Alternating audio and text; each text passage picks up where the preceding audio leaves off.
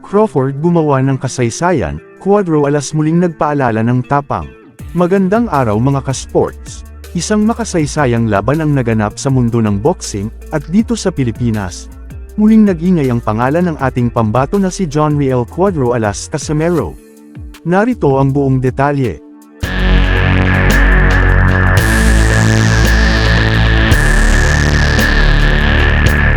Sa Estados Unidos, tinalo ni Terence Bud Crawford ang dating super middleweight champion na si Saul Canelo Alvarez sa pamamagitan ng 12-round unanimous decision.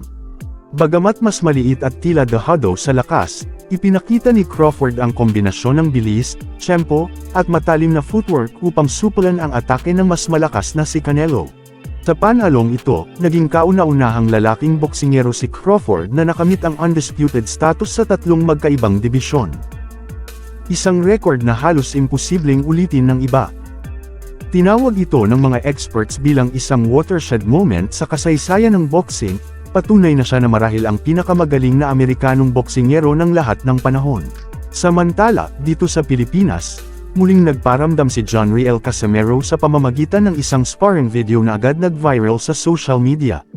Makikita sa footage ang walang humpay na head-to-the-body combinations mula kay Casimero na tumama ng sunod-sunod, dahilan upang mapaluhod sa sakit ang kanyang mas matangkad na sparring partner. Pero ang higit na nagpainit ng usapan ay nang mas apol siya ng counter sa panga. Ngunit gaya ng isang tunay na veterano, mabilis na nakabawi si Casimero na sa ikalawang ulit ng parehong sitwasyon.